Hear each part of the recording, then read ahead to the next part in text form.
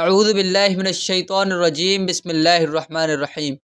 ایک ایسی پراسرار کتاب جس کو پڑھنے والا یا تو پاگل ہو جاتا ہے یا پھر اس کو قتل کر دیا جاتا ہے۔ اور یہ بات کتنی سچ ہے کہ یہ کتاب دنیا کی سب سے خطرناک کتاب ہے، اور دنیا کے بہت سارے ممالک میں اس کتاب کو پڑھنے پر پابندی کیوں عائد کی گئی۔ یار دوستو، آج کی اس منفرد ویڈیو میں ہم آپ کو ایک ایسی شیطانی کتاب کے بارے میں بتائیں گے کہ جس کے بارے میں جاننے کے بعد آپ کے ہوش اڑ جائیں گے۔ اس شیطانی کتاب کو کیوں تحریر کروایا گیا اور اس کتاب کے لکھنے کا مقصد کیا تھا،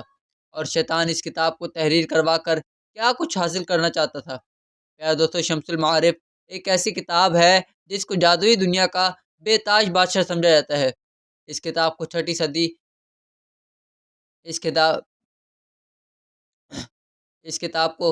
صدی ہجری میں عربی زبان میں تحریر کیا گیا۔ اس کتاب کو تحریر کرنے والے شخص کے بارے میں مختلف روایت پائی جاتی ہیں۔ بعض روایت کے مطابق اس کے مصنف کا نام شرف الدین یہ شہاب الدین ہے، اور بعض روایات کے مطابق اس کے مصنف کا نام احمد البونی ہے۔ پیارے دوستو، احمد البونی ایک ایسا شخص تھا جو جادو اور عملیات میں بے انتہا مہارت رکھتا تھا۔ پیارے دوستو، اس کتاب میں روحانی عملیات اور جنات کو قابو کرنے اور ناجائز طریقے سے مال و دولت اکٹھا کرنے کے بے شمار عملیات اور وظائف درج ہیں۔ یہ عملیات پر مشتمل ایک ایسی کتاب ہے جو عملیات کی دنیا میں ایک الگ مقام رکھتی ہے۔ یہی وجہ ہے کہ دنیا کے بہت سارے ممالک میں یہ کتاب متنازع ہے، اور متنازع ہونے کی وجہ سے اس کتاب کے پڑھنے پر پابندی عائد ہے۔ پیارے دوستو، اس کتاب کے بارے میں کہا جاتا ہے کہ جب سے اس کتاب کو تحریر کیا گیا ہے، اس کتاب کے تحریر ہونے کے 100 سال بعد تک یہ کتاب کسی کے بھی کام نہ تھی، کیونکہ جو کوئی بھی شخص اس کتاب کو پڑھنے کی کوشش کرتا یا تو پھر وہ مجنون ہو جاتا یا پھر جنات اس پر حاوی ہو کر اس کو قتل کر دیتے۔ 100 سال تک اس کتاب کا صرف ایک ہی نسخہ تھا۔ پھر اس کے بعد ایک نامعلوم شخص کی طرف سے اس کتاب میں بہت سارے رد و بدل کیے گئے۔ اس کتاب کے بہت سارے نسخے تیار کیے گئے۔ اس کتاب میں رد و بدل کرنے کی وجہ یہ تھی کیونکہ مصنف کی جانب سے اس کتاب کے اندر بہت سارے ایسے عملیات لکھے ہوئے تھے جن عملیات کی مدد سے انسان بہت بڑے بڑے طاقتور جنات کو اپنے قبضے میں کر سکتا تھا۔ اسی وجہ سے جنات اس کتاب کی حفاظت کیا کرتے تھے، اور جو کوئی بھی اس کتاب کو پڑھنے کی کوشش کرتا یا تو پھر جنات اس کو پاگل کر دیتے یا پھر اس کو قتل کر دیا جاتا، تاکہ کوئی بھی انسان اس کتاب کو پڑھ نہ سکے اور نہ ہی جنات کو اپنی قید میں کر سکے۔ پیارے دوسری روایت میں آتا ہے کہ کچھ عرصہ گزرنے کے بعد ایک اجنبی عامل کی طرف سے اس کتاب میں سے ایک نسخوں کو نکال دیا گیا، جن نسخوں کی وجہ سے جنات انسانوں کو قتل کیا کرتے تھے۔ لیکن اب بھی اس کتاب میں کالے جادو اور جنات کو قید کرنے کی بہت ساری عملیات ہیں۔ یہی وجہ ہے کہ کوئی بھی انسان اس کتاب کو ٹھیک طرح سے سمجھ کر پڑھ نہیں سکتا، اور جو کوئی بھی شخص اس کتاب کو سمجھنے کی کوشش کرتا ہے وہ پاگل پن، مرگی یا جنون جیسی بیماری میں مبتلا ہو جاتا ہے۔ پیارے دوستو، کہا جاتا ہے کہ چھٹی صدی ہجری میں یہ کتاب محمد بن علی بن زاہد کے قبضے میں آ گئی۔ یہ شخص بہت ہی مالدار تھا، اور مزید مال کے حصول کے لیے اس شخص نے ایک بہت بڑی رقم ادا کر کے اس کتاب کو اپنے قبضے میں لے لیا، تاکہ وہ اس کتاب میں موجود شیطانی عملیات کو پڑھ کر مزید مال و دولت اکٹھا کر سکے۔ اس کتاب کو خریدنے والے شخص کا یہ بیان ہے کہ جب بھی وہ اس کتاب کو کھول کر پڑھنے کی کوشش کرتا تو اس کے سامنے ایک سیاہ رنگ کی عجیب الخلقت مخلوق ظاہر ہو جاتی، جس کی جسامت کی سیاہی کو دیکھ کر اور اس کے چہرے پر چھائے نحوست کو دیکھ کر یہ شخص بے ہوش ہو جاتا۔ اس شخص نے بہت دفعہ اس کتاب میں موجود عملیات کو کرنے کی کوشش کی، لیکن وہ ہر بار ناکام ہو جاتا، اور ہر بار کی ناکامی کے بعد اس شخص نے اس کتاب کو ایک عالم دین کے سپرد کر دیا۔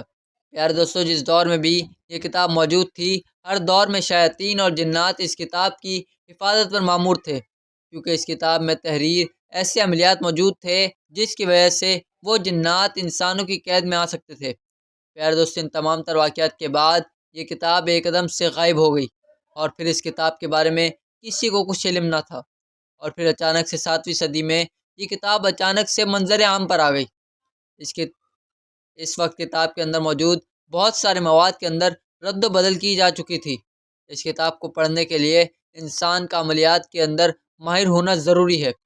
اگر آج کے دور میں کوئی شخص بغیر عملیات کے علم کے اس کتاب کو پڑھتا ہے تو آج بھی اس کتاب کے اندر ایسے عملیات موجود ہیں جو انسان کی جان کے لیے خطرہ بن سکتے ہیں، جس کی وجہ سے یا تو انسان پاگل ہو سکتا ہے یا پھر اس کی جان بھی جا سکتی ہے، کیونکہ اب تک اس کتاب کو جس نے بھی پڑھنے کی کوشش کی ہے اس کو بہت ساری آفات اور مشکلات کا سامنا کرنا پڑا ہے۔ اس کتاب کی عجیب بات یہ ہے کہ جو کوئی بھی اس کتاب کو پڑھنے کی کوشش کرتا ہے تو وہ اپنے پہلے کی زندگی کے بارے میں بھول جاتا ہے، اور اس بات کو بھی بھول جاتا ہے کہ وہ کون سا ایسا عمل کیا تھا کہ جس کے عمل کرنے کی وجہ سے جنات اس پر حاوی ہوئے تھے اور جس کی وجہ سے یہ مجنون ہوا۔ پیار دوستو، اس کتاب کو سمجھنا یا پڑھنا ناممکن سی بات ہے،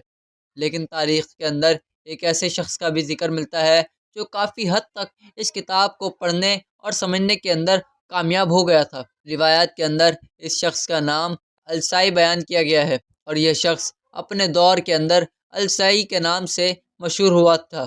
یہ شخص یمن کے قدیم علاقے ادن میں رہنے والا تھا، اور یہ کتاب 10ویں صدی ہجری میں اس شخص کو ملی۔ اس شخص کے مطابق جب ابتداً اس کتاب میں موجود عملیات پر عمل کرنے کی کوشش کی گئی تو شیاطین اور جنات کی طرف سے اس شخص کو روکا گیا،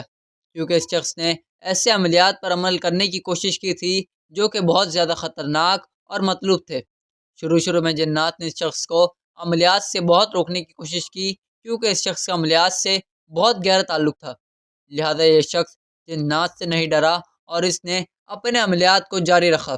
اور یہ شخص خوب جانتا تھا کہ جنات کی طرف سے اس پر کون کون سے حملے ہونے والے ہیں، لہذا اس نے اپنے آپ کو ان حملوں کے لیے پہلے سے تیار کر رکھا تھا، اور اس نے پہلے ہی بہت سارے ایسے عملیات کر رکھے تھے جس کی وجہ سے شیاطین اس پر حملہ نہ کر سکے۔ یہی وجہ تھی کہ یہ شخص بڑے بڑے جنات کو اپنے قبضے میں کرنے کے آخری مرحلے میں داخل ہو چکا تھا۔ اس مقام پر پہنچنے کے بعد جنات نے اس شخص کو مات دے دی اور یہ جنات کو قید کرنے میں ناکام ہو گیا۔ یہ وہ واحد خوش نصیب شخص تھا جو جنات کے ہاتھوں بچ نکلا اور جو قتل ہونے سے بچ گیا۔ جب شیاطین نے اس شخص پر حملہ کیا تو یہ شخص بے ہوش ہو گیا۔